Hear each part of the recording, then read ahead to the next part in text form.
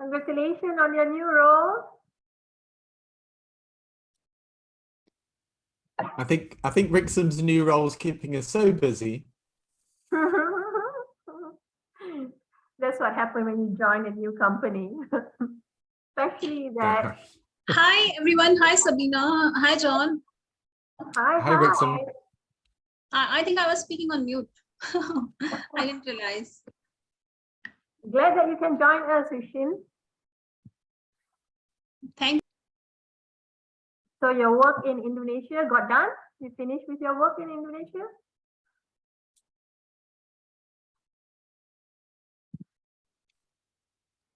Where's she gone? She's disappeared. I think so that she dropped. Cool. Okay, so it's live on Facebook now. Yeah. Excellent.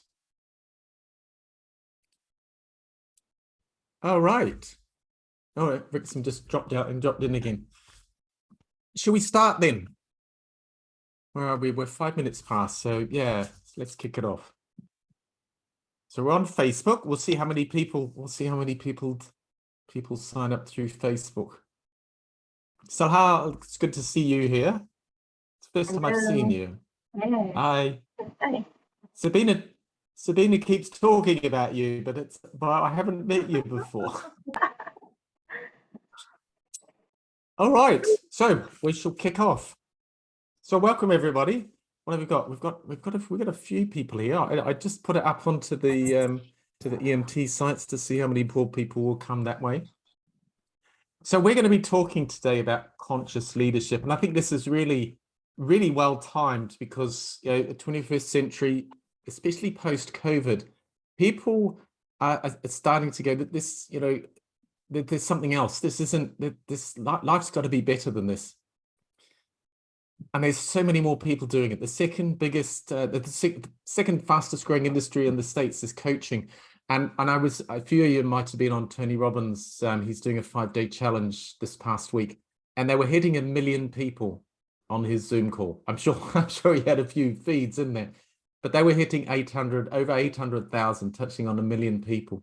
So there's a real interest. It's accelerating fast, and there's something else going on. It's about raising your consciousness, really. They're the words that I would use, but it's sort of, what happened in the past is not really, there's got to be something better around. And I think why I'm excited about this talk that Sabina, that we're going to give, that Sabina's going to deliver, is it's really about leadership. Leaders in management, leaders on sports teams, leaders, that doesn't matter where you're leading from. It's realizing that if you're not leading people who are looking for something more, then they're going to drift off. If you've got employees in the company and you're not supporting their personal growth, then they're going to start drifting off. And we have this huge number of people changing jobs around the world, and it's not because of the money. It's just because I'm not being personally supported here, and it's leadership that's going to do that. But what is conscious leadership? It's conscious. It's thinking about leading people. It's not just dictating to them. That was the sort of the 20th century, the old way that we dictated to people. We told people, gave them tasks. And coaching falls into that model a little bit. Coaching is about, what can I do? I have to push. I have to fight hard. I have to do things. I have to get things done to achieve. And we're not human doings. We're human beings. And I think that's the sort of gap here. What doing is just wearing me out. It's hard work. As a coach, we're setting people up almost for it. So I'm fascinated to hear what Sabina's got to say about this. I mean, we've been working together for so long, and I really enjoy listening to Sabina, even though we've been working together for over a year. There's still these concepts, these ideas that Sabina comes up with, which are really exciting, really interesting. So make sure you listen in. It's really great if you have your cameras on, because we get a bit lost if we're looking at a whole lot of blank screens. And pen and paper, because this stuff, I don't know if we're going to put it up. We might record it and put it up somewhere so you can watch a recording, but it's really important to sort of keep notes, because this stuff is, it's where we are today in the 21st century post-COVID. So Sabina, I'll hand it across to you. If you'd like to do a little bit introduce yourself, because there's a few people here that probably that don't know too much about you. So a little bit of introduction, and then dive into conscious leadership. Over to you. Thank you, John. First of all, thank you to all of you that attending this podcast. Yeah. Well, for my introduction, I think so that on a Facebook, I've already given, I think so that the lengthy introduction of me, you can actually refer to that. But basically, just to let you know that for 30 years, what I've been doing was I was into hospitality industry. So I grew actually from the property HR director and then move up to the area regional directors. I handled about 3 regions before, and I moved into divisional role. And my last position was I was with Atlantis Palm Dubai as a vice president human resources before I decided to make a career shift into coaching and mentoring, because that is what that's something that is very close to my heart. And during the period of 30 years, and I have coached a lot of leaders. So this coaching leadership and conscious leadership is very, very close to my heart. And the other thing it is because I did my master in transpersonal psychology, and one of the big subjects in transpersonal psychology is consciousness. So something that is very dear to my heart, I would say that on the consciousness and transpersonal psychology. So with that, let us start actually that this podcast. Well, John was asking that he would like to know, what is my definition of conscious leadership. Now, one thing, John, and to the rest of you, conscious leadership, I would say that was unheard 30 or 40 years ago, let alone actually in my world when I started working and progressed throughout my career, we did not know what is the meaning of conscious leadership, right? There were, as a matter of fact, conscious leaders practicing conscious leadership.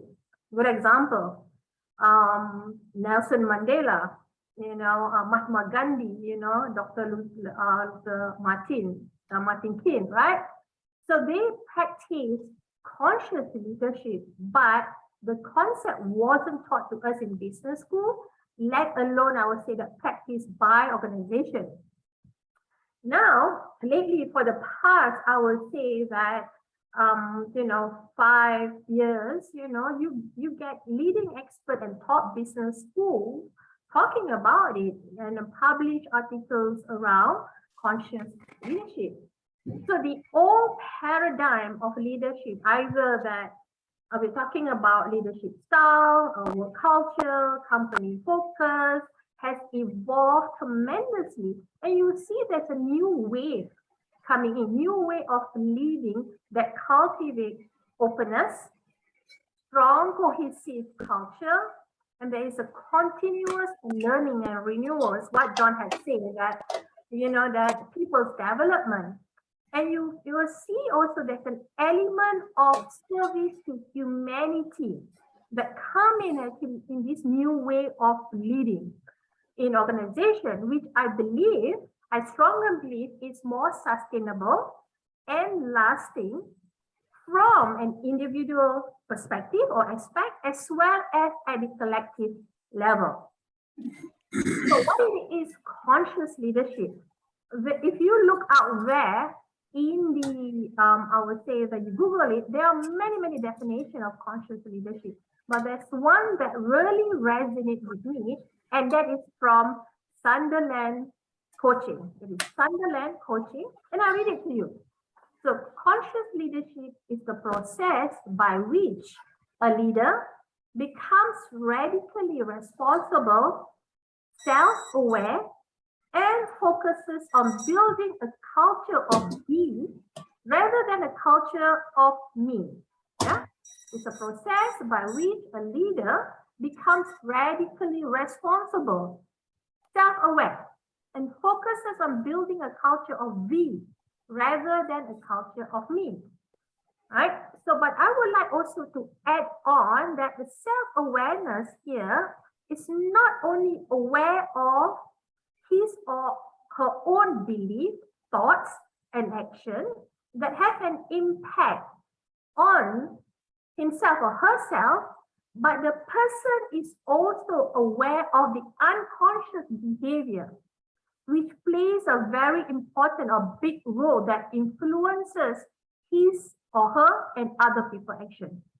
So it's not just about, that one awareness of his or her belief and thoughts and action, but aware of the unconscious behavior, which is the bottom of the iceberg.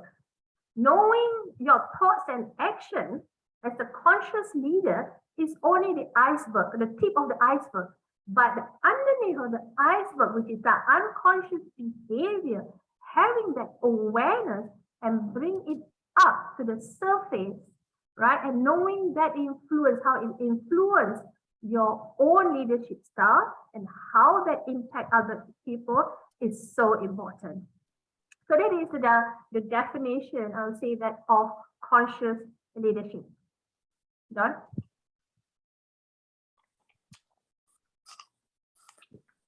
Thank you, Sabina. So I think the big thing for me with conscious leadership is, and I was talking about coaching there before, is coaching is in by me. Consciousness level of by me. Well, what does that mean?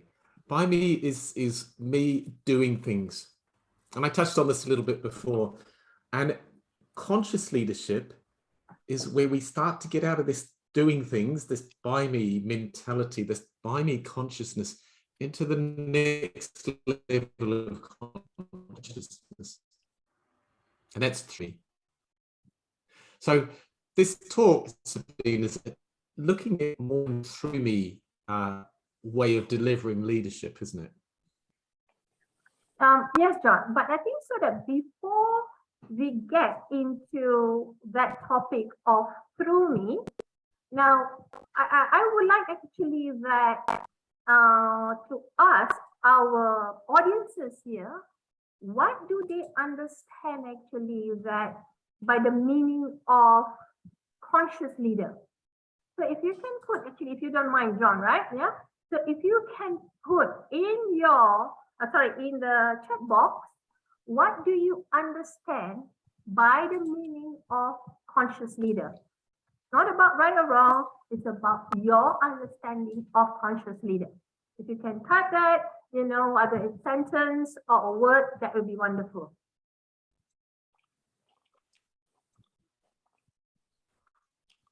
So this is one of those moments when you play a little bit of music so people can get active. So we're just giving a moment here. So if you can type on the chat box, what do you understand by the meaning of conscious leader? Or if you find that if you are a conscious leader, what do you practice? So the Mariam say truly collaborative instead of directive. Amazing.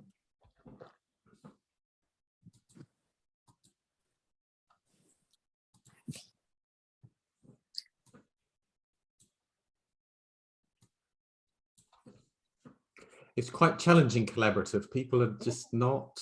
Yeah, emotional. The old style of management was, emotional intelligence. The old mentality wasn't collaborative, was it? It was like, follow the leader. So management was very pyramid shaped. The guy at the top, this is what we're going to do, and everybody just followed. So for sure, collaborative's a really good word. Emotional intelligence, absolutely. Yeah. Being aware of personal thoughts and beliefs. before action, doing, and they create experience. Good. So someone who has their impact on things outside of themselves, the people they are leading, the environment, being empathetic, empathetic, compassionate. So try and say conscious leadership is being aware of every single move you are making, every single word coming from your mouth, every word coming from your ears. All the 5 senses. So from Facebook that we have is conscious in decision making. It's empathy as part of decision making, right? That make actually the leaders conscious.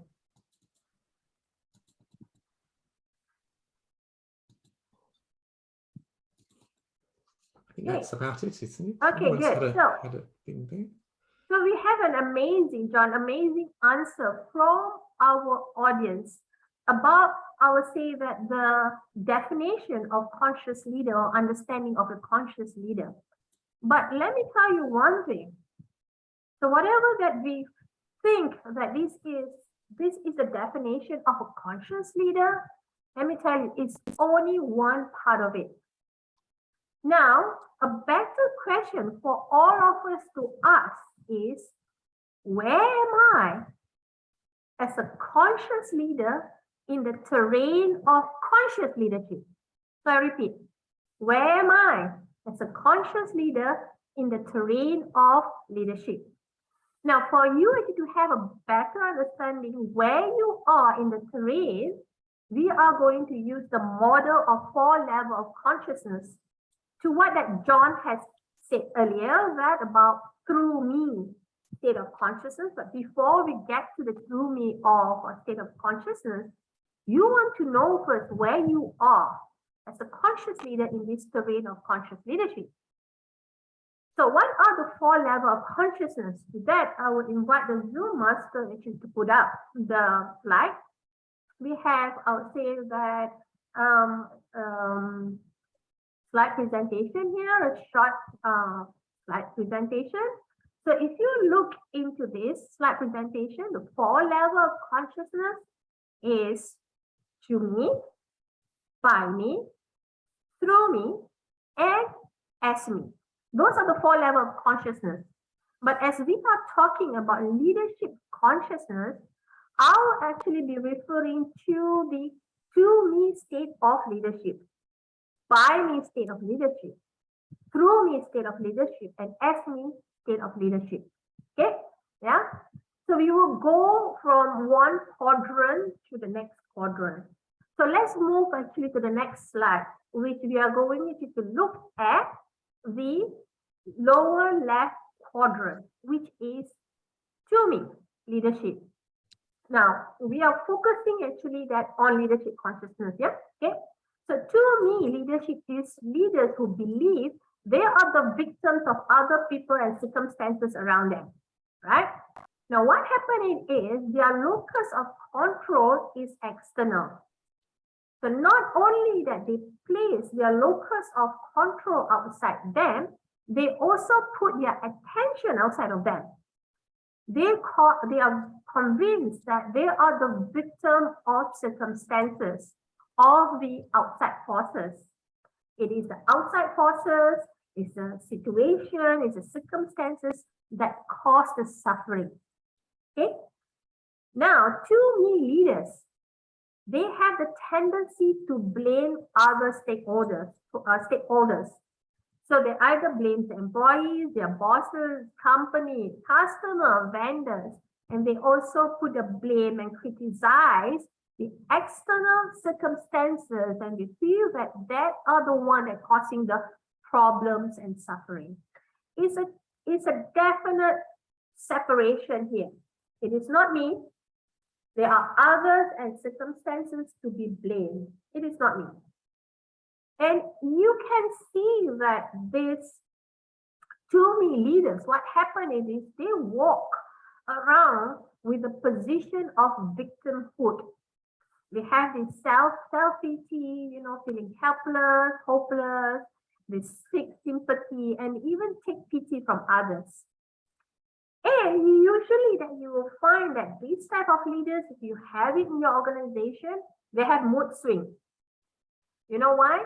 Because it's an external environment. What is happening in my life, at work as well as, at home, as well as while I'm actually stuck in a traffic jam, that is the one that it is influencing their emotion constantly.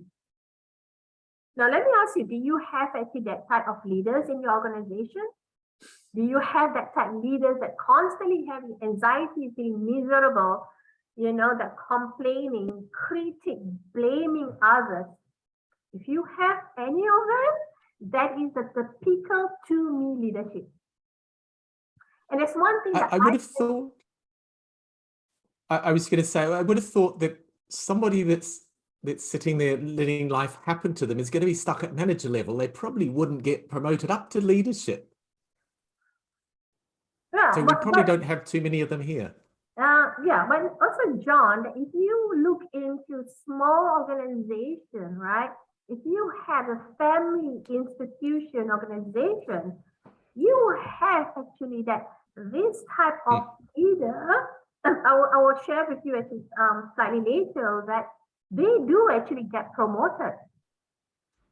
They get promoted not because of the performance, because of the relationship that they have with specific individuals in the organization. They get promoted, but they still carry on walking around in the position of victim here. Right? So that it is 2Me leadership. Now to move on, let's look into the second quadrant. Yeah. So Mariam say in Puerto Rico that we have a lot. Oh yeah. It's true.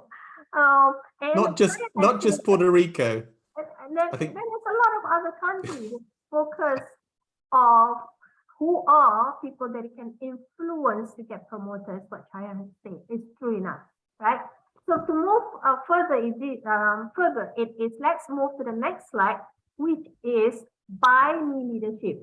Now, by me leadership is a state of leadership where actually leaders recognize they are the creator of their own experience.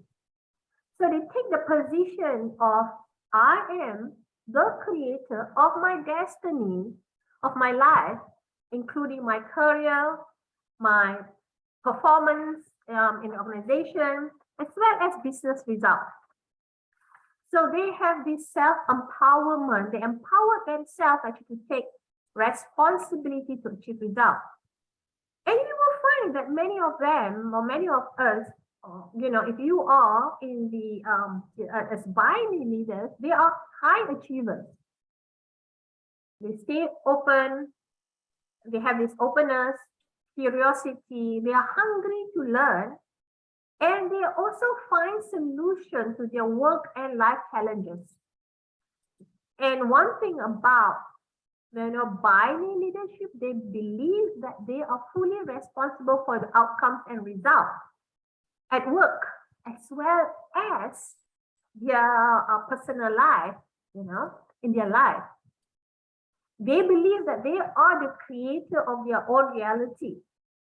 Okay, and you find that by me leaders can be, I would say, that hard on themselves most of the time, and they could actually be harder on employees. There are actually some of them could be actually hard on employees as well, because their objective is to achieve the result and about accomplishment.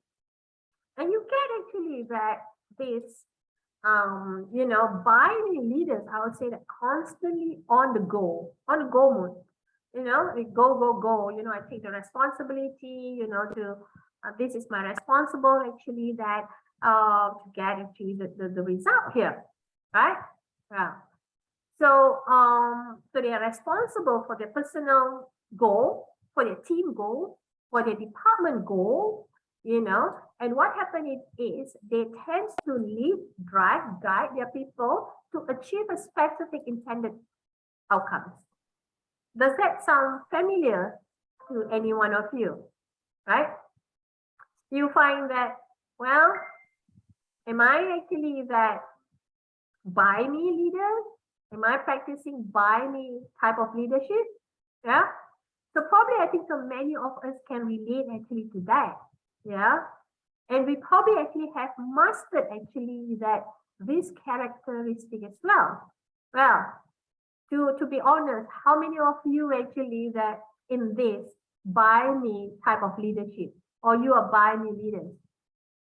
You know, it's nothing actually to be embarrassed actually that to share, because that is what we went through the transition, right? And as we grow in the organization, we could actually be, and we probably that are also that in this buy me leadership. Yeah, right? So how many of you can put your hands up, or, you know, actually raise your hand and say that, okay, this is me, you know, I am actually. Any one of you who wants to put your hand up? Yeah. Yes. Everybody. Everybody, you are right. You are so right, John. That's what my point is. As a matter of fact, everybody, I was in that position too. You know that I'm a very goal-oriented, laser-beam focused person, wants to achieve, you know, specific goals, and in my life as well as my career. You know, I believe at one time, I believe that I can create the life that I want.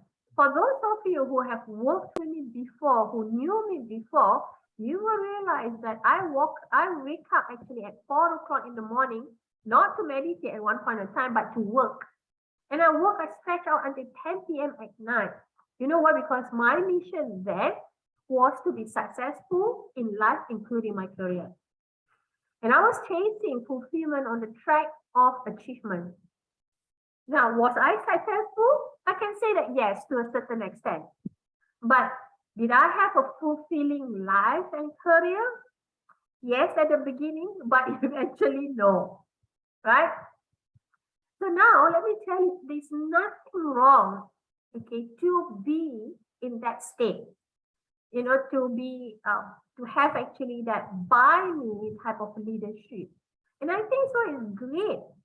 You know, that if you are a high achiever, you work hard, you focus on getting positive results, and I can sure that your employees love you, you know, having you.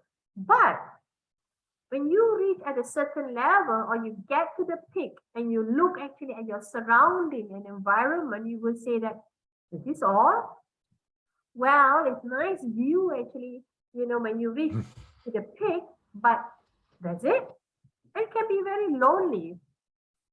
You know, I can tell you something that what I learned is that sometimes you need to know how to tie your shoelace. If you don't, you will trip and fall hard on your face. Okay, that's what happened to me. I had a hard fall. My face hit hard on the pavement, and suddenly I have a wake-up call, okay, waking me up from the sleeping awake. I had a rumble strip in my life as a leader. Now, if you know what is rumble strip actually exists on both sides of the road, right? So if you are driving and you are going over the rumble strip, right, and you can hear actually the noise, especially driving, right? And this is because for many years you are trying actually to cope with stress, pains, and frustration. And I was saying that one of two things that could happen to you. You could either truly learn from your lesson, so you can move up and transition to the next level of consciousness, right?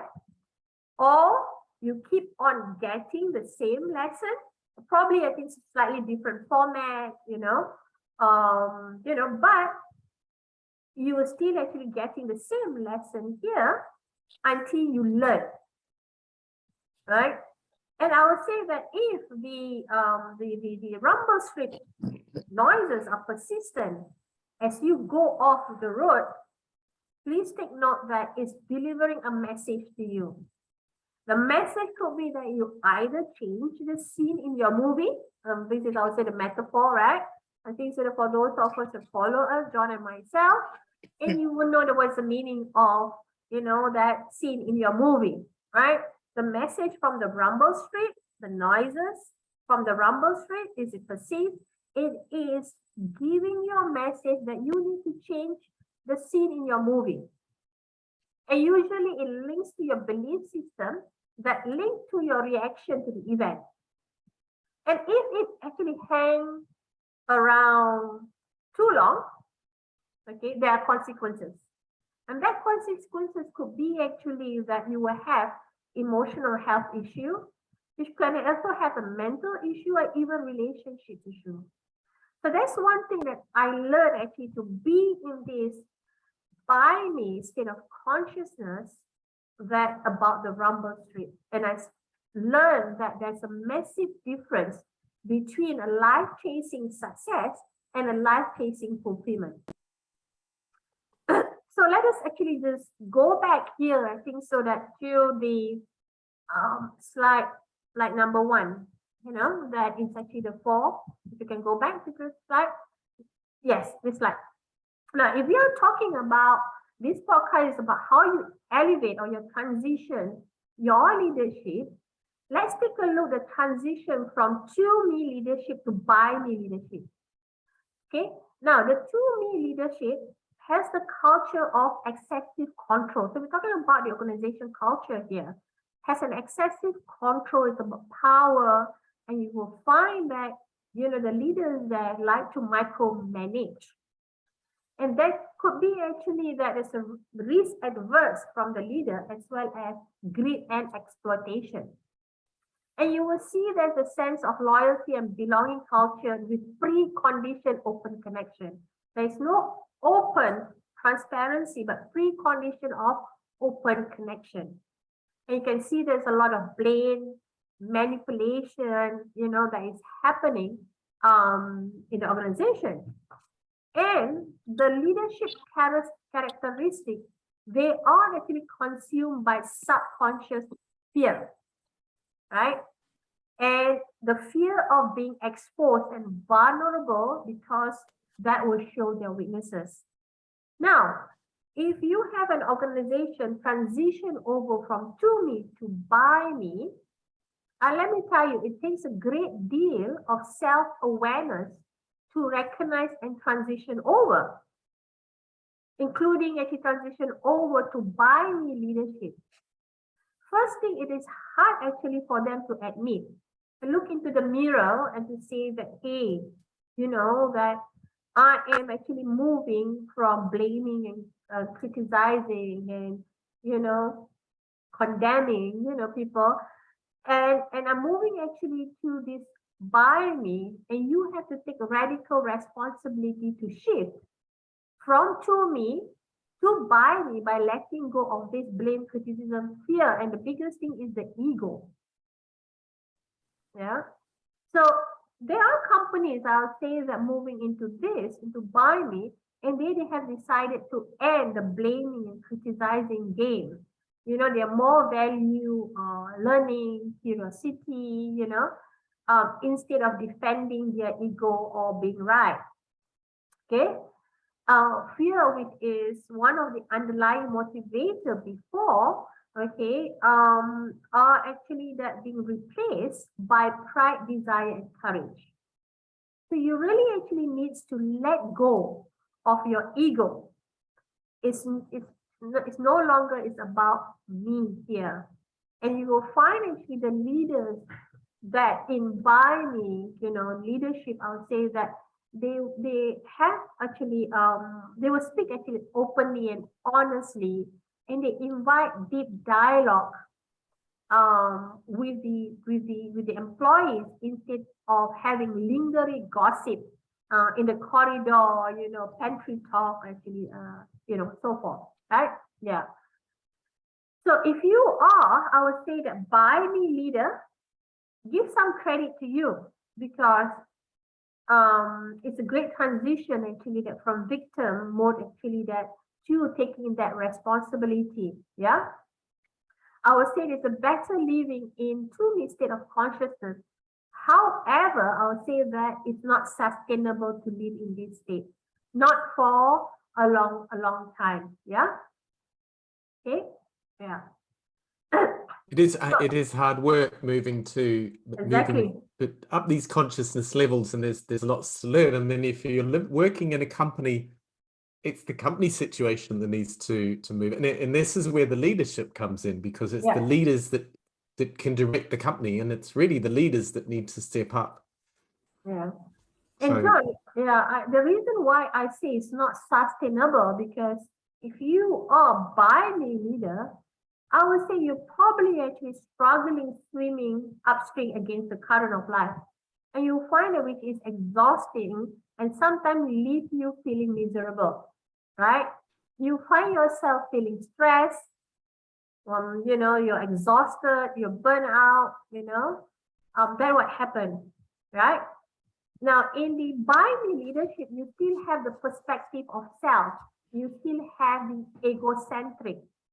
Now, even though that you find the culture of binary in organization is about, you know, that culture of togetherness, you know, it's about focus on quality, productivity, efficiency, you know, let's drive results together, let's drive success together, it's still actually an egocentric agenda. Yeah, it's still about me, it's still about us. My family, our family. My department, it is my department. Okay. My company, our company, you know, our community. It's still actually an egocentric agenda. But there's a better way. And that better way, it is through me leadership. So let us actually go to the slide that shows that through me leadership. Next one. Okay, yeah. So through me leadership is where the leaders actually surrender their own personal agenda and begin to collaborate with higher consciousness, which is greater than themselves. Now, if by me leadership, leaders place the position of a creator, through me leaders actually take the position of co-creator. So there's a sense of flow. They flow with the river of life and things happen naturally in this through me state of consciousness. Now I can give you actually an example here which actually happened to me last week. Okay. Now I was about actually to secure a project, okay, with a company, and I'm keen actually to present my proposal to the CHRO. So plan actually for the presentation, the plan was to present to the CHRO early this week. And I was liaising actually that with the area director of HR, okay, which is all good. But that didn't happen. What I mean didn't happen, and that presentation for the early of the week didn't happen. Now, if I am in the binary state of consciousness, I'll be upset. I'll be disappointed as what we have planned, you know, for the presentation actually that to you know, to carry out beginning of the week didn't happen. I am disappointed as well because we have planned this for many weeks. But I decided actually to adopt through me state of consciousness from the beginning when I was, you know, that working actually on the proposal and also that with this company, I decided to adopt through me state of consciousness and surrender and allowing the best outcome to present by itself. Now, what happened here? So I do not know whether that person is here with me. My apology, but this is a good, I would say that example actually to give here because it shows you actually that, you know, state through me state of consciousness. Now to continue on, the director, the area director GM got terminated at the beginning of the week. So by the area GM got terminated this week, the whole strategy that I was working with the area director and the general manager got changed, right? But at that point of time, I decided to remain open to receive guidance from the higher consciousness. I have no idea what that new strategy will be. And what I've done was I did meditation, and it was when I was doing the meditation yesterday, I received the light bulb moment. And usually that when I will receive my creativity when I step into my alpha and theta state. It was so happened to be that this podcast that I'm doing actually with John and with you has given me an idea on how that I'm doing actually that to present my presentation with the CHRO fortnight from this week. Now, the moral of the story here it is the solution will present itself and I act on it. So, should I blame the situation, what had happened, the area director didn't actually come back to me, the presentation didn't happen? No. Am I upset? Not really, but I'm grateful for the delay. You know what? Because this delay, I'm able actually to put a better presentation, which I believe that could align with the CHRO, the Chief HR Officer objective, because the earlier objective was very much aligned with the General Manager. So that's what happened when you allow this life flow into you, allowing life happening to you, and you cooperate actually with life. And you will find that there are many actually great leaders who practice through me state of consciousness have similar experience, right? You know, you have great musicians, famous authors, I would say that movie script writers and innovators, they get their most creative, inspiring ideas when they are in flow with life, right? Now, there's one thing that's important thing that I need actually that to highlight here, you know, that because this through me state of consciousness is important, right? In this state, normally the leaders is dropping on a higher consciousness wisdom. So the leaders is drop onto the higher consciousness wisdom. And they're open to new possibilities and potential that the life has to offer. And they surrender to what life has to offer too.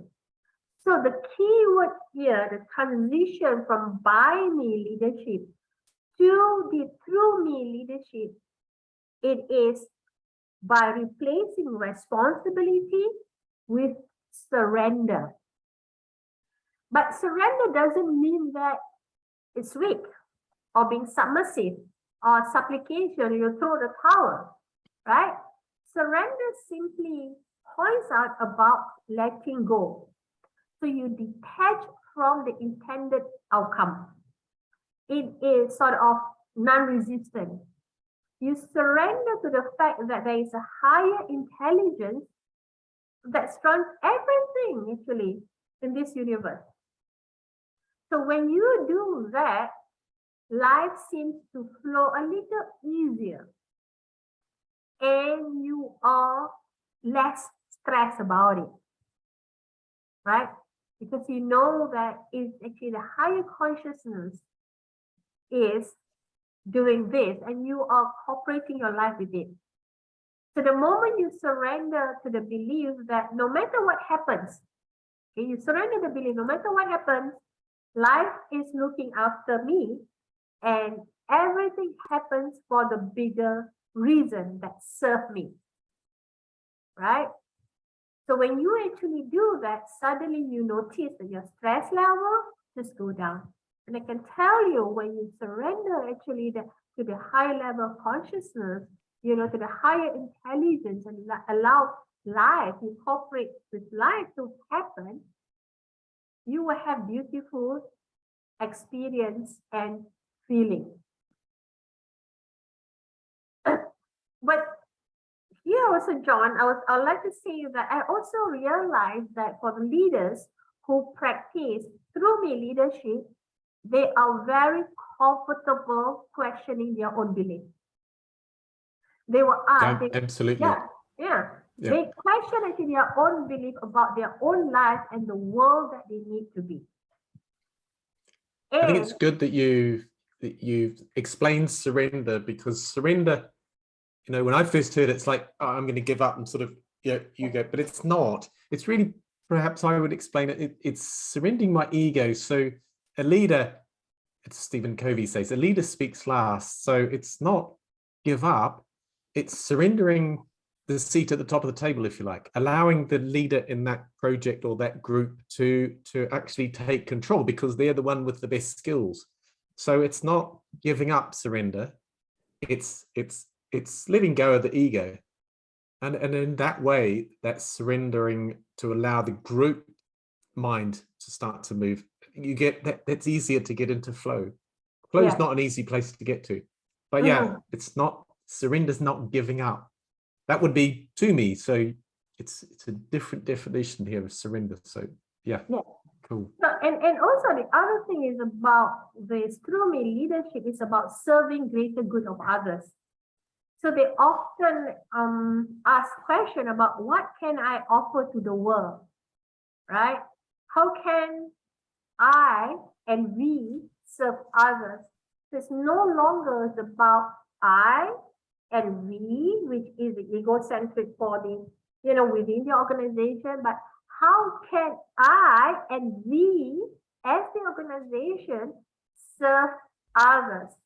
Like what John said earlier, they are less interested actually that in themselves, okay, in their ego, but they are more interested in contributing actually to others, right?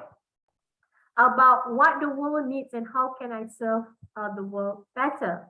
But the other thing is also about the attribute of through me leadership. It is that they live in the state of transpersonal. Now, what I mean by living in the state of transpersonal, trans means beyond. Personal is your subtle body, your physical body, your mind, emotion, behavior, and physical body. So that is personal, your subtle body and your physical body. If you talk about transpersonal, it's beyond personal self. Because they understand there is something beyond the personal self, something larger and more expensive than me and us, than you and me, right? So that is through me leadership. And the last one that we have, it is as me into leadership. So we won't actually go so much actually in detail on this, because it's a state, it's a state where there is a freedom from separation. It's oneness. There's no I. It's more of a spiritual experience where one experience beyond personal self and their connection actually to oneness. Okay. So in this state, I would say that leaders, you know, they cultivate unconditional love, blissfulness, joy, and peace. And nothing is lacking. So it is limitless, it's borderless, and it's a state that is very difficult to describe. I was once told that as soon as you describe it, you limit it, right? So that it is, John, I would say that the four state of consciousness or the four level of consciousness, you know, then and how actually that leadership described in each of the level or the quadrant. Yeah. And it's quite a big step going from by me. I was thinking by me is something that you've got the energy to do it when you're younger, maybe say your 20s, 30s. You've got the physical energy, and the stress isn't something that's going to, you know, give you a heart attack today. It's the stress is the little, it's sort of that little drip of adrenaline. The stress just every day, little bit puts pressure on your physiology. And it's not till you get to your 50s or 60s where that stress catches up to you. I was talking to somebody the other day. How many people, they work like this? It's all about push, push, go, go, go. And then they go on holiday and they get sick.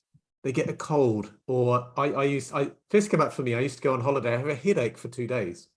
And it was because when I was working in my job, I was drinking like 6 cups of coffee. And then on holiday, I'm like, I wasn't drinking 6 cups of coffee. And I'd relax consciously in my unconscious mind, my physiology would go, oh, we're on holiday, and we get sick. But it's not something that's going to affect you when you're younger. And also when you're younger, it's, it's me against the world. So it's easier to have it more easily fall into this egotistical, I've got to go out and demand control the world and control what's going on in my life and take the lead. And it's sort of, it's the consciousness leadership sort of perhaps comes on later when we start to move into those leadership positions. As we get older, we start to realize that it's just hard getting out of bed at 6 a.m. in the morning to get into traffic for an hour to get to work. And the first thing I have is a cup of coffee to wake myself up. That's not the right way to live. I could do it in my 20s, but in my 40s, it's a bit harder. So it isn't easy. And I think the important part here of getting into Through Me is it's all about self-development, but it's about self-awareness. Mm-hmm. It So really true. is. Yeah. And the way I would sort of explain it, going up the levels. So if you're in To Me, you see other people that you're working with as obstacles, is impediments to your development. So they're doing things that are stopping me evolve. The By Me mentality, getting up that level of consciousness, is people around me. How can the people around me are helping me to learn, to develop the things I need to grow are going to come to me from other people. Through Me mentality is, how can I help the people around me to help them and them grow? How can I empower the people around me? People that feel empowered around you are going to work as a team. I'm surprised you didn't say there's no I in team, but it's quite true that people are not going to work as a team and get into flow unless they feel empowered. So To Me is, people are stopping me from achieving. By Me is, how can the people around me help me and achieve? Through Me is, how can I help the people around me? Sabina. Yeah, that is Back to a you. good way that you have put it in, John. I'll say that in terms of the explanation that you give from the individual perspective, right? Yeah. Yeah. So, but then I think so that here we also wants to know that how can actually we elevate or we move to a higher level of consciousness, right? If you are in To Me leadership, so how can you actually get into Through Me leadership, right? Now, as what you have said is that in our early 20s, and that we could actually that be in By Me or state of consciousness. But as we get, I think so that older now, we have actually more wisdom and so forth, and we keep asking ourselves that what else is for me? What is it actually for me? What can I actually contribute and give back when I have actually all this knowledge and experience with me? And there's one thing that I know is that you cannot bypass, from To Me consciousness to Through Me by bypassing By Me. You need actually to experience the transition journey from To Me to By Me to Through Me. It's a process, it's a journey, it's an experience that you need actually to undergo. And you will actually graduate from one level to the next level. But there's a way that you can accelerate the process, right? Now, so how do you actually, if you're keen actually that you have this Through Me leadership, how do you actually accelerate the process? Now, first, I will say that if you can move actually to the next slide, it is, if you want actually to elevate to a higher level of consciousness, regardless where you are at the moment in the quadrant, right? First, you need to understand where you are in the terrain of that level of consciousness. Am I To Me? Or is it that I am by me leaders, or I'm already there and through me leaders, right? So the explanation that we have given earlier, so hopefully that you have a good idea where you sit in the map, right? Yeah. Once you understand where you are in the levels of consciousness, the second thing that you want actually to have that self-awareness and observation. Now, self-awareness and observation is the way that you do self-reflection and peel the onions to look at your core beliefs, your values, your thoughts, and your action as a leader. You probably actually want to do actually that self-observation, that do a self-observation exercise for 2 to 3 weeks at the workplace on your own belief, your thoughts, and your action, and how actually that your own belief, thought, and action influence and impact yourself and impact others too. So it's a good way, I say, that to have the reality check. Now, there's one thing that you can use, how actually that to check, okay, that to do self-observation and having self-awareness of where you are, you can use actually that the map of consciousness as a guide. So the next slide has actually this map of consciousness. So I hope that you can see actually this map of consciousness. We are not going through, or we are not going to go in depth of this map of consciousness. But what I'm saying that just pick up, look at the 3 components here. One is the level name component. Second, it is the emotional state. And third, it is the result processes. If you see it on this slide, there's a level that is, calibration, and also associated to your emotion and resulting process. Just focus on level, associated emotion, and your resulting process. And I give you an example here. Now, if let's say that you have a project with a tight deadlines, and what happened actually that to your thoughts and your emotion? If your boss gives you actually a project or a task, an assignment, then you have a very tight deadlines actually to complete that project or assignment. Have a reality check about your emotion here, right?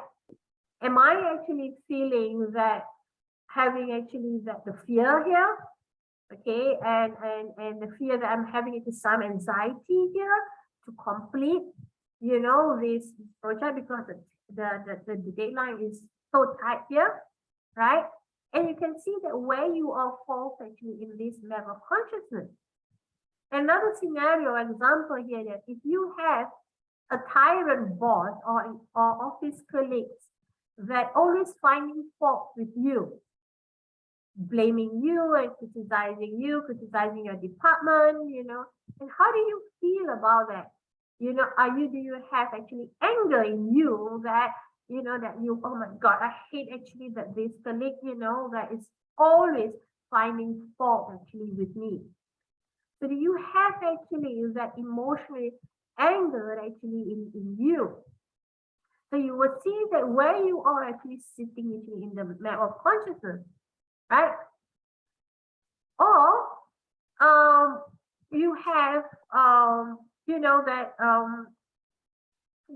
have actually that let's say a challenge at work, right?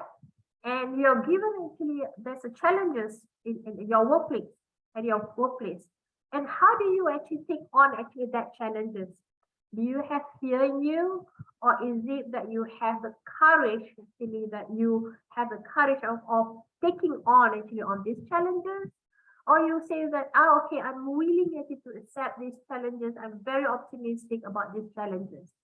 By you actually looking at this, right?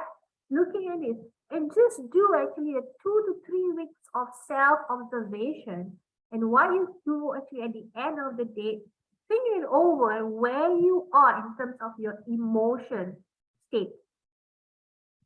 Did you actually fall in that to me state of consciousness or through me state of consciousness or the by me state of consciousness. And actually that I should have put in, I think so, that where which one is it actually the in terms of by me, where is the by me, through me, and to me state of consciousness. The lowest level, it is the to me state of consciousness. The second level, in between of two red lines, that is by me state of consciousness. And the third level, it is the through me state of consciousness. And the highest one is as me state of consciousness. So by you doing this, that you will know that where you are. Once you have actually that self-awareness and realization and clarity where you are in the terrain, right? You have the ability to choose to change. You have the ability to choose to how you respond, how you act, how you behave, right? And how do you want actually to make an impact on others here? So that it is the second, right? The third one, it is, if we can go back to the slide, right? To assess and explore. Now, based on where you are, assess that if you are ready to move on to the next level, or you are ready to transition to the through me leadership. Now, the question you should ask is, are you ready to be in partnership and have the relationship with the higher intelligence? You need actually to explore your current relationship with it. Now, we know that the getaway to through me state of consciousness is surrender. So what comes to you when you think of surrender, right? What feelings, what thoughts, what body sensation do you have when you actually think of the word surrender, right? Are you able actually to let go and detach from the outcome? You need actually to be honest with yourself whether am I have that capability actually to surrender or detach and let go. Or probably that you need actually more time, actually to surrender. Then you see that whether I'm ready, assess that and explore that and see that whether that you are ready to move to a higher level of consciousness. Okay, and if not, meaning that you have growth or development that you need actually, the lesson that you need to learn from your current state before you can move on to the next state, right? Now, if you are inspired to become a through me leader, you need to cultivate personal growth. That's what actually that John said earlier, right? So if you're inspired and say that, okay, I know where I'm ready, I think I'm good to have a partnership and relationship with a higher intelligence here, right? And I want actually to cultivate this through me, to become a through me leader. So if you're inspired to do that, then you will, I would say that needs to cultivate the personal growth. There's two ways to do it. You can either do it yourself, you learn from the book, but I can tell you it's going to be a long process, attend seminars and so forth. And I'm speaking this from experience. The most effective and profound way to accelerate your growth is by having a leadership coach or a mentor that have a deep understanding of human behavior and consciousness. Because we are talking here personal self-space work. And with that, you can't actually just get from the book, attend a seminar or a program, and then you can get there. It's a personal space work, self-space work, and you need guidance, help, support from an experienced, I would say, that coach and mentor, as well as having the right tools and resources to get there. That's very important if you want actually to cultivate and reach to a higher level of consciousness, especially to become a through me leader, right? Okay. Now, last but not least, I would say that commitment to change, and prepare to do the work, because I can tell you guys, it's not an easy journey.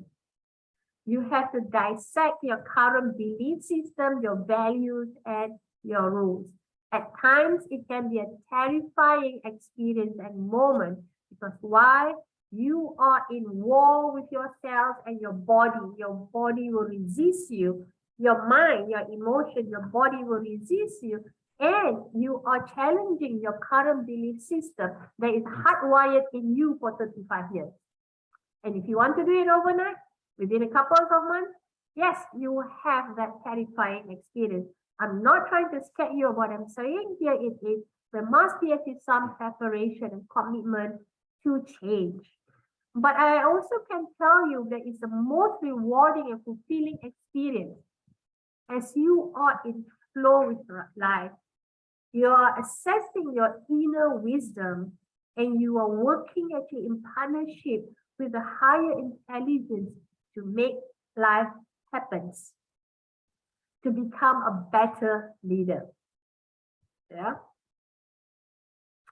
Yeah. I have so many comments there, Sabina. That's really, I mean, as I said, I've worked and known Sabina for over a year now, and I keep writing things down. I think, well, I think you were saying there it's scary, and it's well, no, it's not for me. My map of the world, because where I was living was hard work, and so it's exciting. So I changed the word from scary to exciting. That doesn't mean it's easy, but it's exciting, because, you know, and especially what came out, one of the things that came out of COVID was, you know, we're all stuck in our little silos. We're social animals. And if you're in lockdown, you got separated away. And in England here, people were apart for a year, over a year. And that's really physically demanding. And when you're in the to me, you're trying to protect everything, and by me, you're sort of looking what other people can do for you. But to be in through me, you're forming that team. So because we're social animals, that's really what we want to do.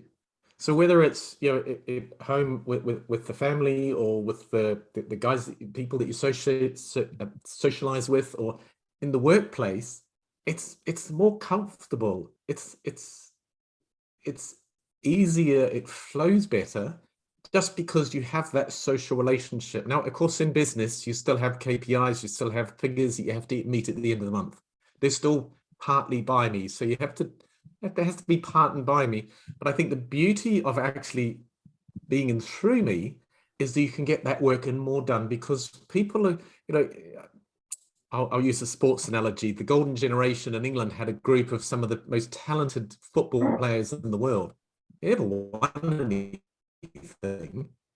The football team they have now is probably not as individually talented, but because they're playing as a team, the sum of the individuals is more. The golden generation, Beckham, Wayne Rooney, those guys, they were playing as individuals. There wasn't that connection. So there wasn't the sum creating more than the individual. So it's not easy. I agree, but it's also exciting. It's different mindset. It's not easy, but also, and the other thing I was going to say, it's a journey. It's not something, you know, we're going to do in a week or a month. I think, you know, you go to Tony Robbins or those big events where there's lots of lights and dancing, and you go where you're energized. It's all like, I can take on the world. And then a couple of weeks later, it's like, no, I haven't done anything.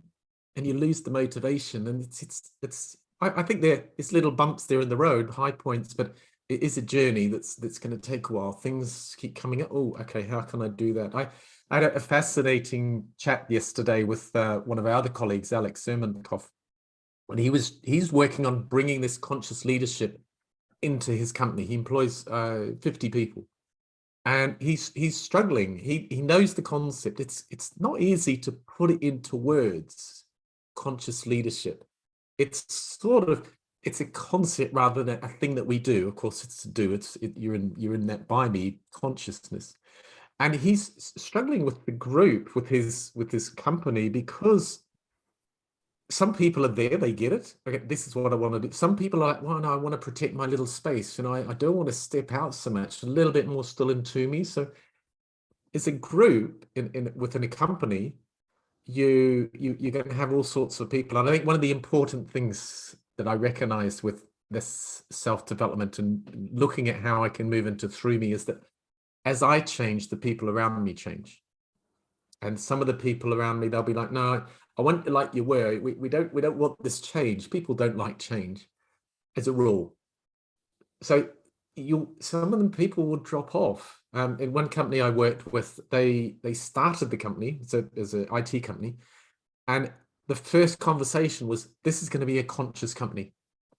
They had the 5 managers at that stage. They employ again 30 or so people. It's a software company. The 2 directors, this is what we want to do. They took it down to the first level of management, and one of the guys just couldn't handle it, and very quickly afterwards he left. And that they were quite happy about that. He left on good terms. So it was better to have the people that was threatened by that through me mentality. They weren't comfortable with it, to have him out so that the team could then work as a team. His management team could work and flow. It's not easy, but it's a journey, isn't it, Sabina? Yeah, I agree with you. John, the other thing I just want to clarify here, because when I say that it's a terrifying experience. Exactly, it's not. Well, yeah, just hold on, let me just explain. It's a terrifying experience because that you have this past conditioning that's built in you for 35 years, where you are at the moment, right? You are programmed, you're being conditioned.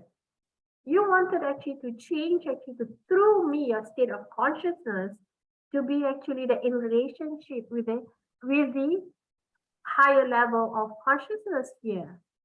What happened is that your thoughts, your emotion, right, and even yourself will wage a war against you, because you're challenging your current belief system. Now, what happens if you try to do alone? I give you an example here. I tried actually to do alone. I actually found out about this state of level of consciousness when I attended Deepak Chopra with Deepak Chopra. That was in 2012 when I went there. 1 year I spent my time in San Diego, and I learned this level of consciousness. But at that time, I didn't have the knowledge of transpersonal psychology yet. Okay, and as well as I didn't went through my personal growth.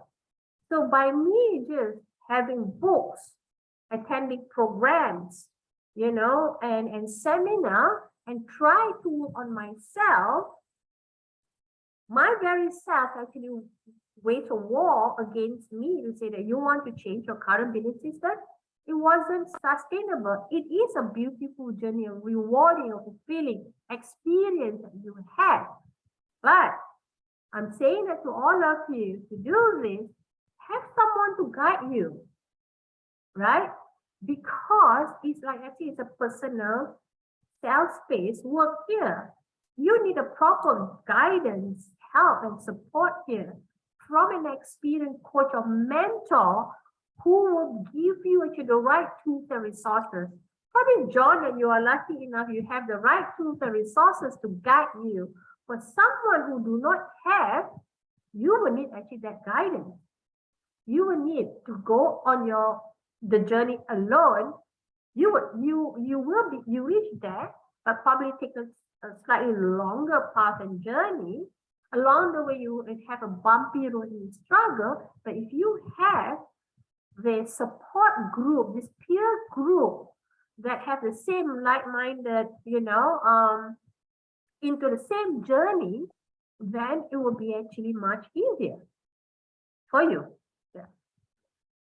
You're sort of answering the first question, Sabina. Marek's asked, any clues on how to look or find a leadership mentor?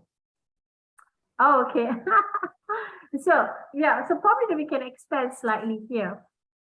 I mean, in this, it's lucky that because that the work that John and myself are doing, And it's a few of us that who has joined under the Peter Sich Academy. We have this level of knowledge of understanding human behavior and level of consciousness. And we have been trained in how to guide and coach and mentor you, giving you the right tools and resources for you to get there. So there's already, I'm saying here that I'm not selling it to myself here, neither I'm selling John here, but I'm saying that there is actually that program. And one of the programs that we know is Elite Mentorship Program, Elite Mentorship Forum Program, that provide you actually the guidance, the tools, the resources, to help you actually to accelerate your journey to become a conscious leader in Through Me leadership. Yeah.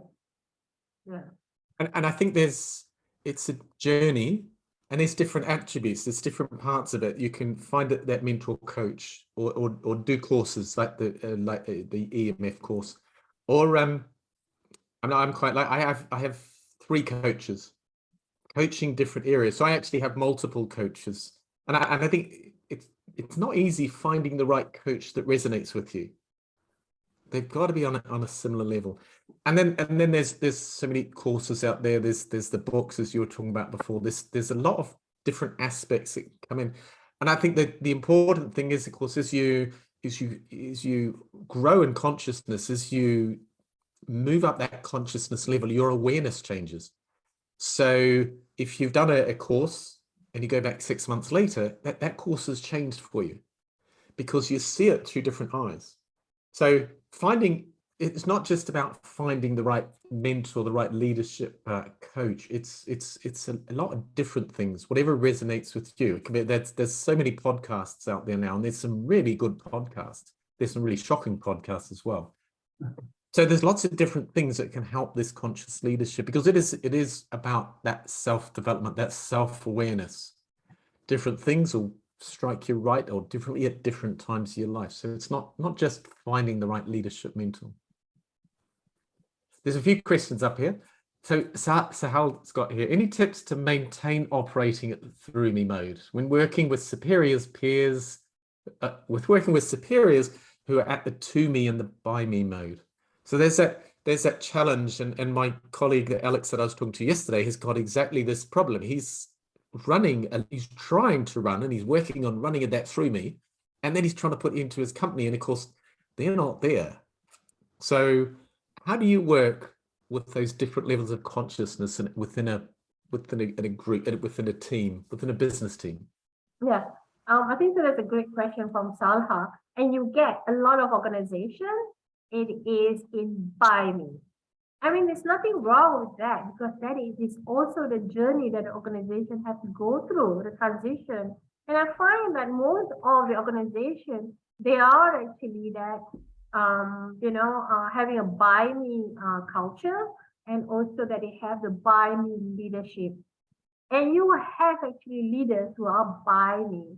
So how do you actually stay on having actually that, okay, Through Me? And first of all, you need actually to assess that if you are in Through Me, right? It's great actually, Salha, that if you are in Through Me, the best it is that you live in the Through Me state of consciousness. When we are human, we will actually from time to time that we will visit the By Me state of consciousness, right? So to ensure that how actually that we sustain and live in Through Me state of consciousness, there are actually that a few of our sales, that tools and resources that you can do. And one is actually that is through our say that meditation. Now you get actually a lot of, I'm trying to say that for leaders who practice Through Me leadership, meditation is a must, it's a mandatory, it's not an option. It's not an option. So I'll say that how actually that you keep yourself having actually that at that level of vibration is through meditation. That's one. Second, it is actually very important actually for you to have the right peer group. I don't know whether John agrees with it or not, that if you want actually to sustain and maintain a true me leadership, you want actually to have, your support group that is having the same mindset here or wave of length here, right? That supports you, because that support is very important. And there are actually like I would like to add to what John had said, that there are actually that program and podcast that promote, that sustain you actually for you to continuously be actually on that state of consciousness. There are many programs. Though that from me, that I personally find that you may need actually a personal guidance on an experienced person, especially that your maturity level is not high, depending where you are, even actually that environment state of consciousness, where you are in that terrain. Are you at the beginning or the binary, or you at the middle of binary, or you at the end, you're about to transition over, it's also play a difference here, right? So that is, I'm saying that having actually that guided coach or mentor is benefiting you because you're learning from an expert here. Okay. But besides that, there are other tools and resources that are made actually available, which be recommended by your coach, by your mentor. That is, you get actually through podcasts, you get it actually through YouTube. There are actually the resources that are made actually available to you, and you continue on to exercise and stay actually in that through me terrain, or having actually that through me leadership. That is one thing I will say that. And if actually that you encounter challenges actually that with, especially having the boss, this is a by me leadership type of mentality. And what you need to do is to have a strong attributes, characteristic of the through me. The meaning by you're looking at your values, the rules around your values. What is actually your values here? When you actually look at your values here, if you have your values that is aligned actually to your through me leadership, or through me state of consciousness, you can look at the map of consciousness. We talk about through me, it's about love, reason, acceptance, willingness, neutrality, right? If you have actually the values around that, then whatever may come, even that your boss is by me person, you are okay because of your values. You have a strong value, and nothing actually that can, I'll say that nothing can actually that pull you down, okay, because of your values. You have a strong through me values. So look into your values as well, because I believe that the values and beliefs that you have must be aligned to the through me state of consciousness. Yeah. Thank you, Sabine. I was going to say, peer groups are really critical part.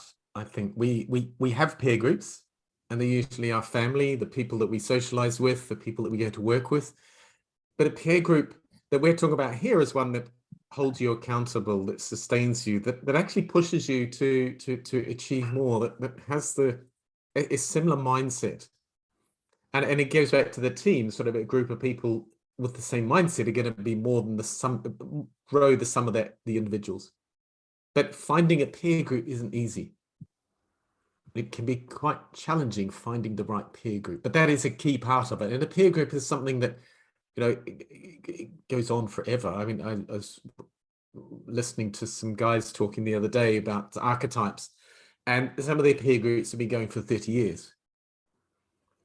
So peer groups are something that, it might go for a short time or a long time, but there's something that's sustaining this learning, this change. A peer group is somebody that's probably I'd say I like a peer group that's not comfortable in the comfort zone. Doesn't mean they're bouncing outside the comfort zone, but they're pushing the boundaries. They're challenging you, and it's reciprocal.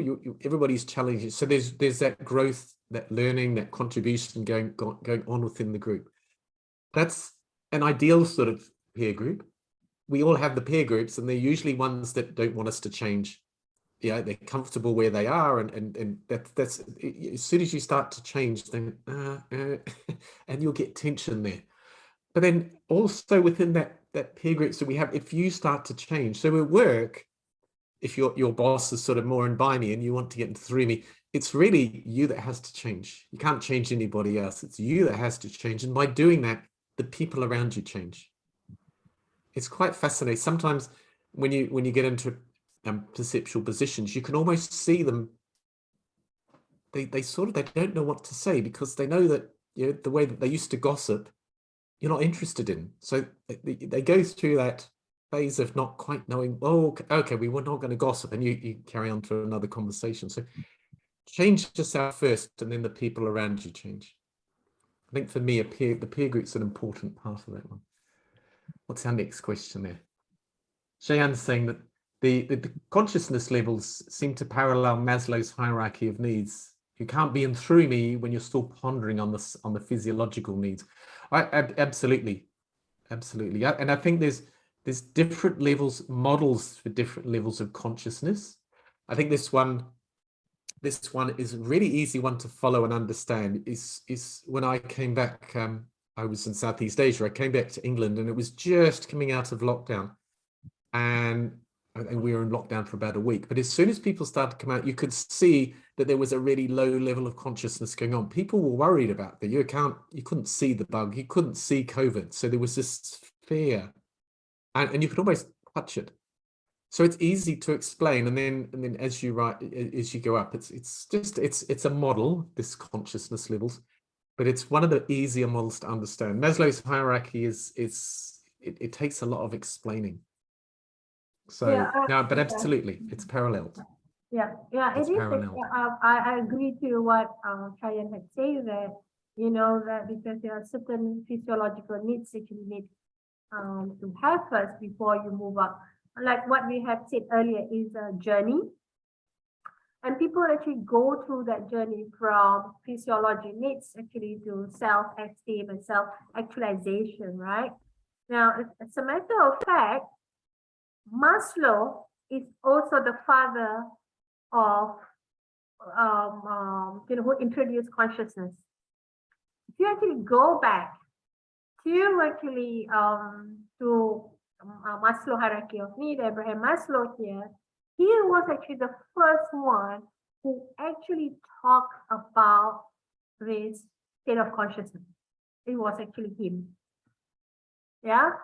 So it is a journey here. Like I say, that when you were young, you have a different journey, right? So when you go through actually this transition, and once I think so that certain needs are taken care of, and we're talking here about the through me state of conscious here, it's actually bypassing, I think, so that some of the physiology needs, self-esteem, you know, this is up to when you are at the level of self-actualization, and you look at where you are in that map of consciousness. Yeah. No, absolutely. I think you can answer the next one, Sabina. Miriam's asked a bit of a curveball here. Curious to hear your thoughts around not being attached to the outcome, while at the same time having to produce a result. You know, if you're in a company, you've still got figures, KPIs, you've still got monthly results that you have to get in. So how can you sit on the mountaintop and meditate but still get the results? So I'm going to give this one to you, Sabina. Okay, good. And I have this experience before, and Mario, thank you for asking this question. I'm going to give example here. And one person who can support me was actually Chayan, because Chayan actually was with me. Let me give you an example here. When I was actually working in Dubai, we had actually the transition with the new management. I came in actually under the new management. It was the previous management or leadership was to me. It was a to me leadership. But the new, actually, the leaders that came in, that brought me in, and Chayan was also there, exercised by me leadership stuff, which is okay, which is fine actually with me. And there's one actually tall order that was given actually to the HR, and I was leading the HR, and Chayan, I hope you don't mind that I'm sharing this, because you are actually one of my team members there. It is on our employee engagement. No, it was on the HR audit. We called badly previously when I wasn't there, badly on our audits. It was so embarrassed to tell, actually put it that way. And when it came in, that I was determined that, okay, that we need actually to make some improvement actually in our HR audit. And this is a global audit we're talking about, okay? And yes, and at that point of time, I already know actually about this consciousness. So yes, we set a target, but what I have done was I detached from the outcome. And how do I do that? The detachment actually from the specific outcome, it is where that I open up collaboration actually with my team. So I have several leaders saying to them, these are the KPI that we have to achieve. But however, that the way that we do it is we promote actually each other. It's not actually a stress. It's about cooperation and collaboration. It's not about we are against each other here. It's not about me being a dictator and authoritarian actually leaders here. It's about, hey guys, how can I help you? Chayan, you're smiling. You remember that? Hey guys, how can I help actually that to achieve this? We actually that achieve actually our HR audit here. Yeah. No, I completely agree. Being and not only for HR, for all the departments, being their business partner, because the thing is, all the time we have been telling them what to do, but just telling them, guys, tell me how may I help you, makes a big difference. Yeah. And just to answer to Miriam question that how just sitting there in meditation and all these things will be done, Miriam, like, just trust my word, like. And first of all, obviously, I want to say thanks to Sabina for all her coaching and mentoring she has been giving to me since I started my journey in learning and development. And I'll be always grateful to have her as my, coach on a very personal level. So Miriam, I can tell you, we can trust our words that just by meditation and just by setting the intention, you can literally achieve any KPIs. Forget about KPIs, literally anything in your life, just by setting the intention correctly and through meditation. So literally when you are sitting in the meditation, you can set your entire day in front of you, and you can set the path. I know it sounds radical if you're not there, but it is possible. Just trust my word. Yeah. And the other thing is about meditation, it is not just actually that you meditate and that's it. It's about you meditate and you receive actually the clue, that the drops. The light bulb moments that you receive. When you receive that light bulb moment, take action. Absolutely. You sleep over it. If you have a problem in the company, you sleep over it, and you will be amazed to wake up with the solution, or during the meditation, the solution will just drop to you. In a normal time, you wouldn't have thought about that solution, but during meditation, when you are in that higher consciousness, the solution, the best possible solution will just come to you. Yeah. It will just come to you. And that is where you have the courage to take action. Yeah. It's a great example of By Me, because in By Me, you're trying to do things. So you're not stopping to smell the roses. You're not stopping. And that's what meditation does. You stop and let your unconscious catch up and actually, yeah, I know the answer. It's just you're so busy doing other things Yeah. that I don't have time Spot to on. get that message across. Spot on, John. Yes. Yeah. You're giving that head space, right? Yeah. Yeah. And that is also that you have to take actually that responsibility. So even though that, you know, that assumption that I live in through me state of consciousness assumption that, but I go and visit actually that by me state of consciousness by taking responsibility, by we actually taking that responsibility to achieve the result. And I think the one point here is actually to be authentic, to be actually that individually actually be authentic to yourself and work actually that collaborate cooperation actually to work together. And I tell you that HR audit, we I think that achieved the best. It was, I think it's above than the goals that we have set. Yeah. So the outcome could be actually that more than what you expected. Yeah. We'll take a complete change of course there. Karen said you spoke about it being hard. You spoke about being hard on yourself and others. Can you speak a little bit on how you support yourself with empathy and compassion in a healthy way? And after all, nobody's perfect. Some level of acknowledgement, acceptance is part of achieving and surrendering and through me. So how can you support yourself?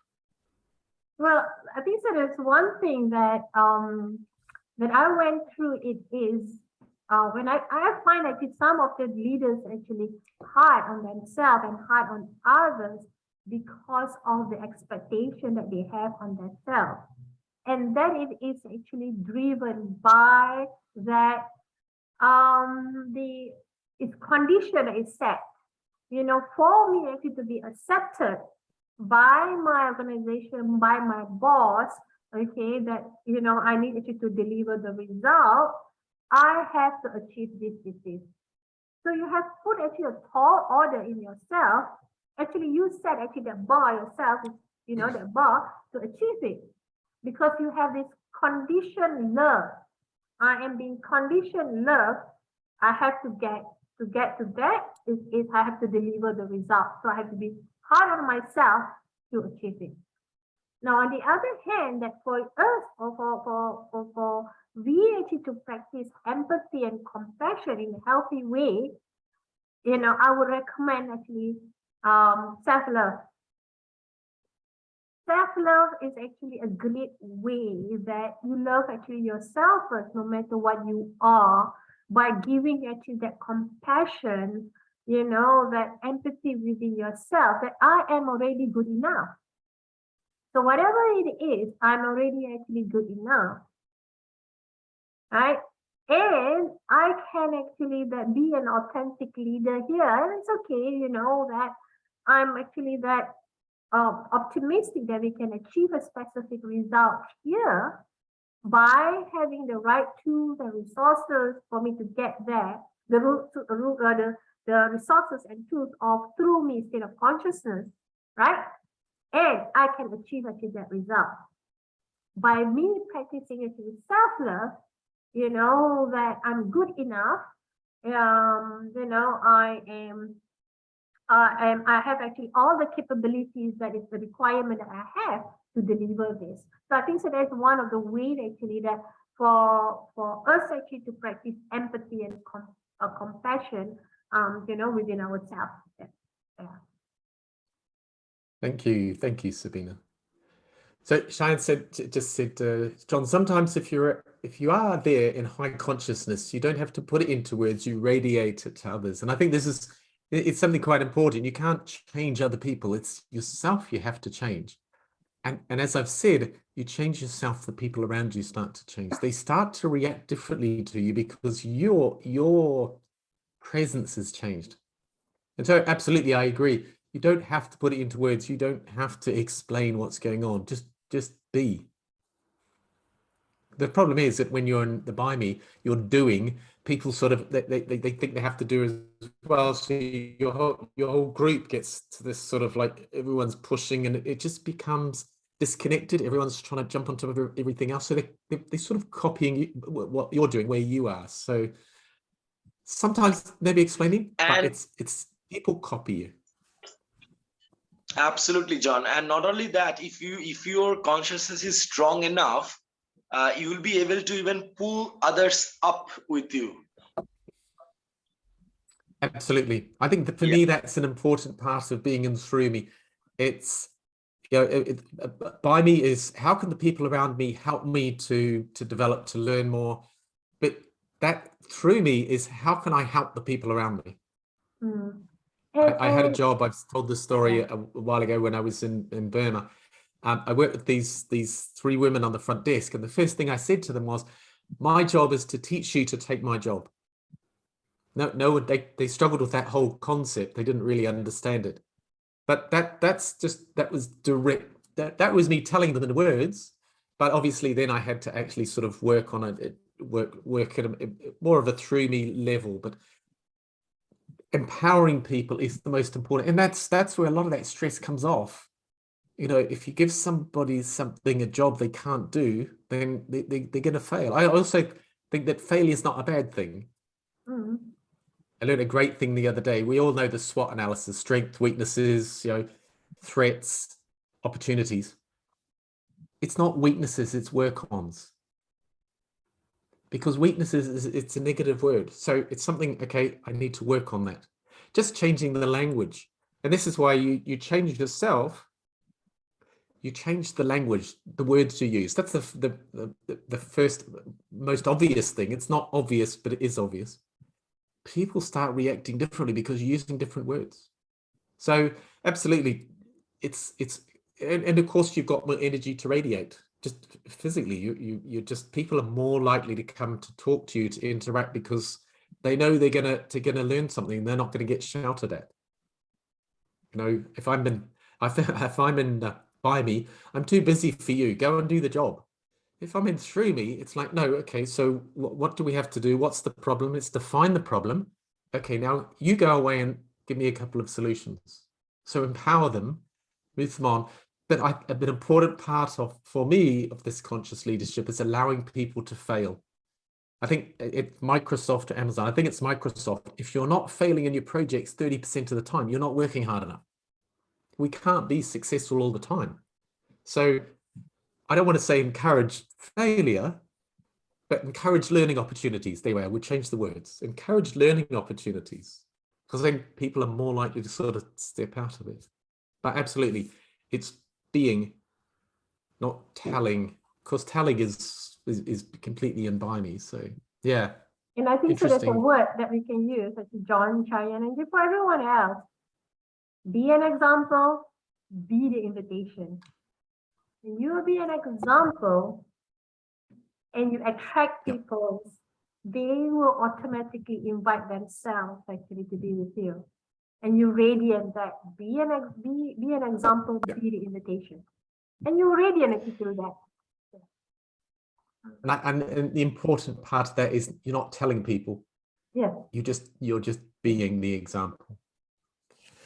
What's that? Marianne's got a consciousness itself should be seen as a higher level value to nurture, to sustain within the organization. Marianne was just talking about values there. Yeah. So consciousness itself should be seen as a high level value. And Is consciousness a value?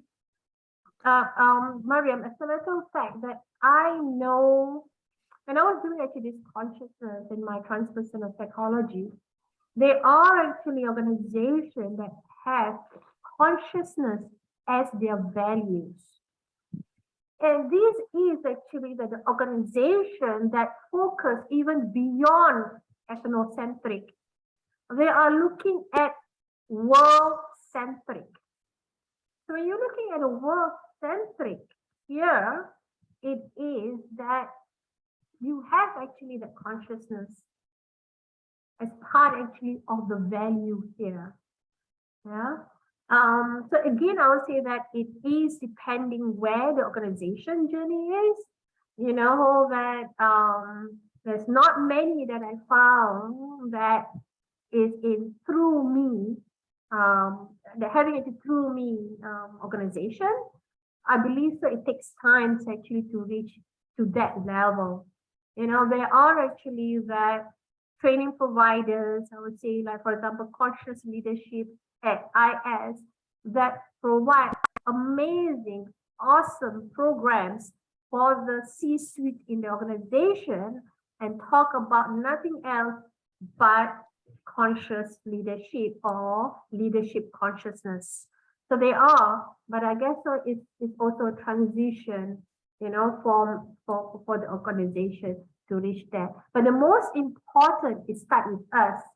We as the individual leader, that if we have that value in us, the consciousness value in us, then we can actually spread and raise that consciousness among our people, among our, you know, employees in the organization.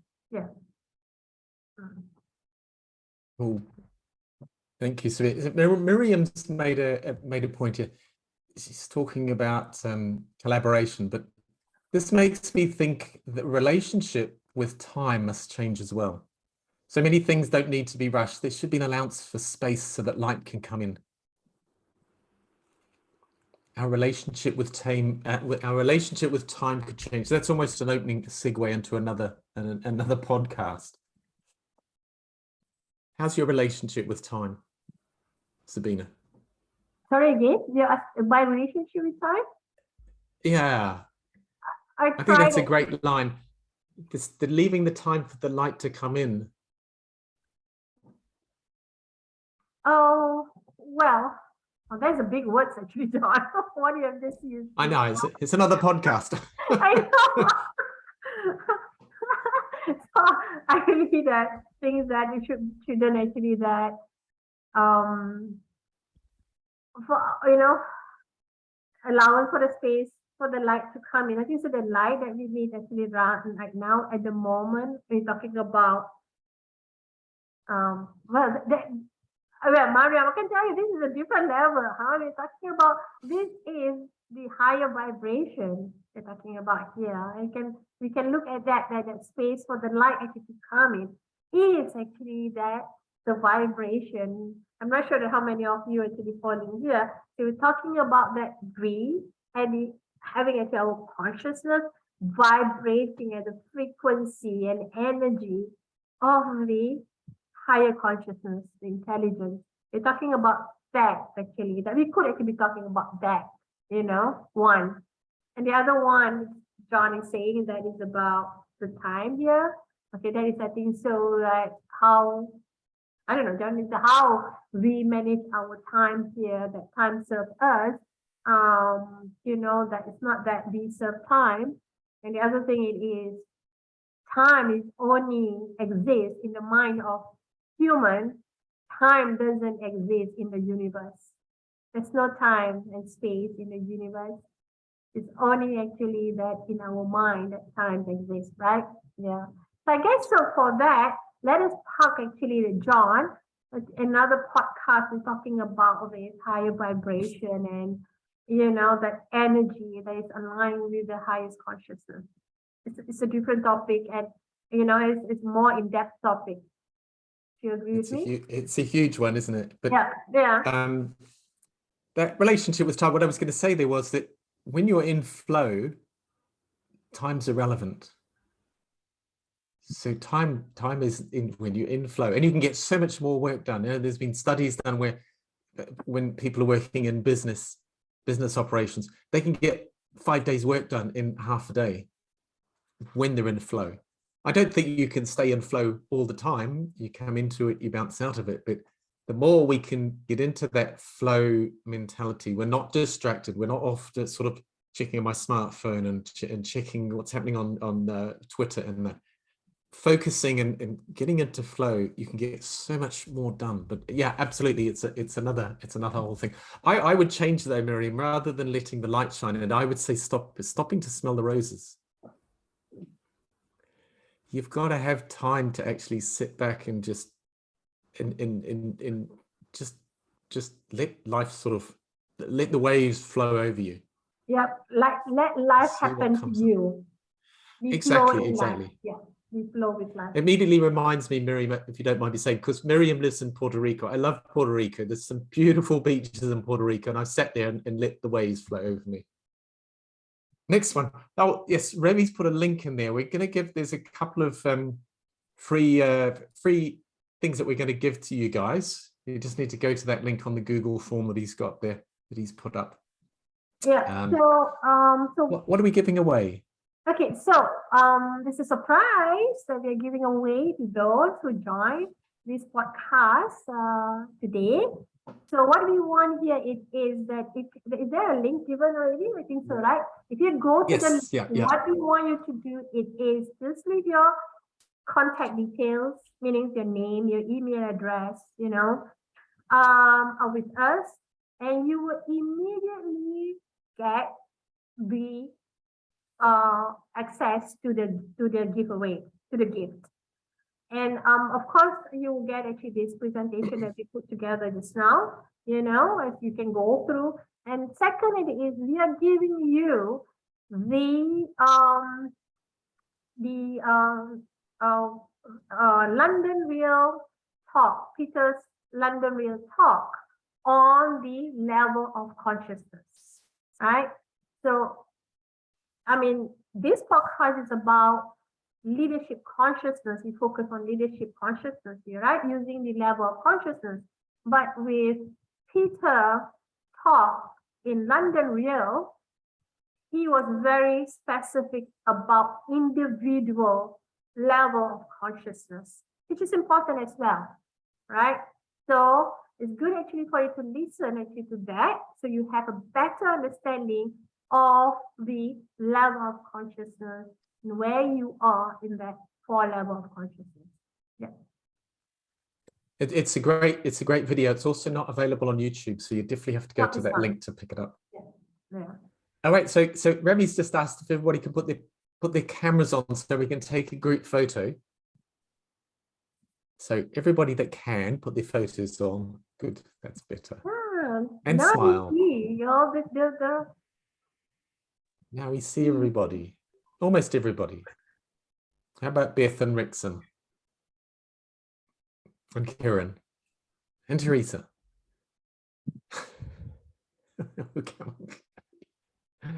Oh, Ravi, we don't get to see you very often. Yep, I'm the man behind the scenes. The Zoom master. All right, everyone, let's get a big smile. Perfect. You can see Rixin, bro. She's like in a X-ray vision. All